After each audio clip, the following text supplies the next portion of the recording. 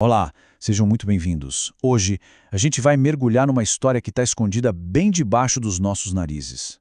Uma que pode reescrever tudo o que a gente pensa que sabe sobre as nossas origens. Esta é a história do oitavo dia da criação. Ok, vamos começar. Olha, essa passagem todo mundo conhece, né? É o começo da queda, o grande símbolo do engano. Mas e se a história não for sobre o mal? E se, como a fonte que estamos analisando sugere, for na verdade uma pista? Uma pista para algo muito, muito mais antigo. E é aqui que vem a pergunta que vira o jogo todo. A teoria que a gente explora hoje diz o seguinte: e se essa palavra, astuto, não for só uma característica? E se for o nome de uma espécie inteira? Uma espécie antiga, com capacidade de pensar e de se comunicar? Então, bora lá! Nessa primeira parte, a gente vai seguir essa pista.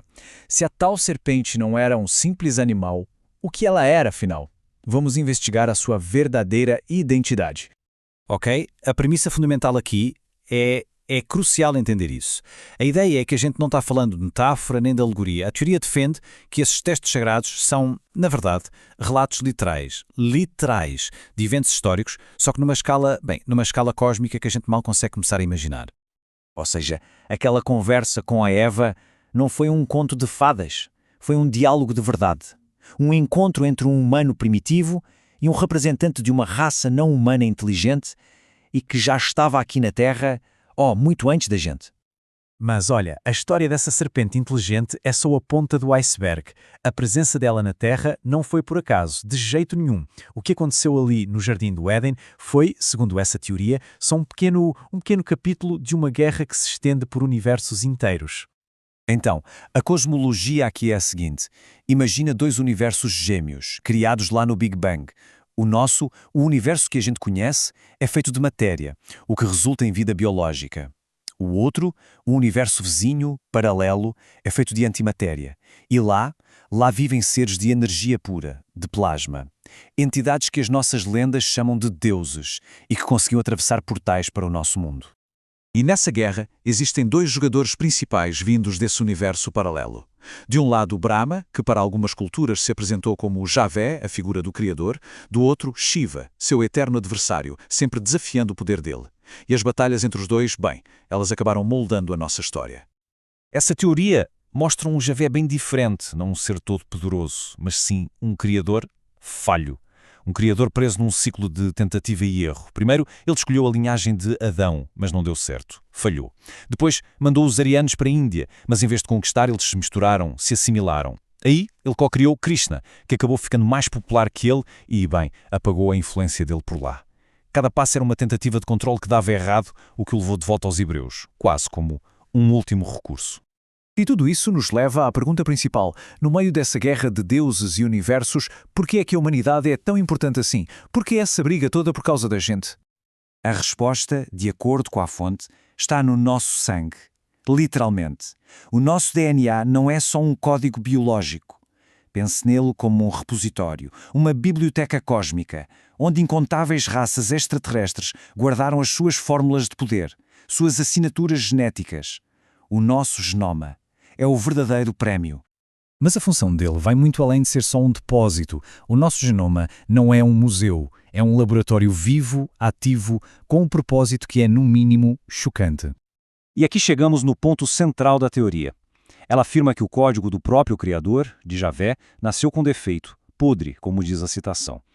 E ele precisa da gente, dos seres biológicos e das nossas mutações genéticas para se consertar. A nossa evolução, a vida, a morte, nada disso é acaso. É o processo cósmico que está na prática debugando, limpando e curando o código doente do Criador. Parem para pensar na escala disso. Toda a história da vida na Terra, estamos falando de quase 5 bilhões de anos. Foi o tempo necessário para essa experiência. Nós somos o resultado final de um gigantesco projeto de cura cósmica.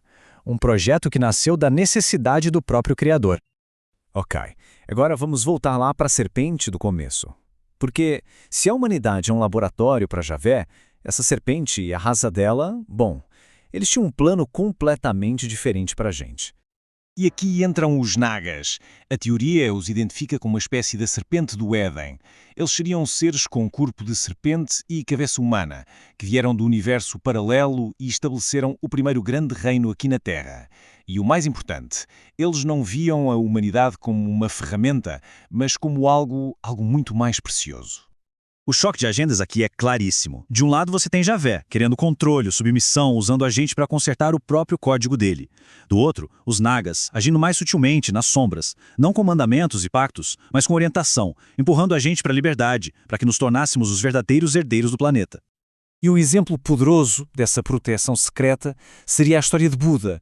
A lenda conta que o rei serpente, Mukalinda, protegeu Siddhartha de ataques enquanto ele meditava. A ideia é que os Nagas não queriam obediência. Eles queriam que a gente alcançasse nosso próprio poder, nossa própria eliminação. E tudo isso nos traz ao clímax da história, ao momento atual. Onde é que a gente se encaixa agora nesse drama todo? A linha do tempo cósmica nos leva a um ponto de virada fundamental. Depois que a vida em Marte foi destruída há milhões de anos, a Terra virou o palco principal. Mas o evento-chave, segundo a teoria, aconteceu em 2012. Por causa da entropia, aquela lei da física que leva tudo à desordem, os portais que conectavam os dois universos se fecharam. Para sempre. E com os portais fechados, a influência direta de seres como Javé e Shiva foi cortada. Os deuses antigos, por assim dizer, falharam. Eles perderam o acesso, eles não podem mais intervir aqui como faziam antes. O tempo da manipulação direta deles acabou. E a consequência disso é monumental. Pela primeira vez na nossa história, nós estamos no comando. Sem a Guerra dos Deuses acontecendo aqui, a gestão do planeta, por exclusão, caiu no nosso colo. A criação de Javé, aquela dos 7 dias, segundo a teoria, terminou em fracasso. E agora, a gente entra no 8º dia. Uma nova era, um novo tempo de criação. Só que dessa vez, o roteiro não vai ser escrito por um criador com falhas. Ele vai ser escrito pela própria humanidade. E assim, no final, essa análise toda nos deixa com uma pergunta gigantesca. A velha ordem cósmica ruiu. Os deuses antigos estão presos do lado de lá. O palco, agora, é todo nosso. A grande questão é, o que é que a gente vai fazer com ele?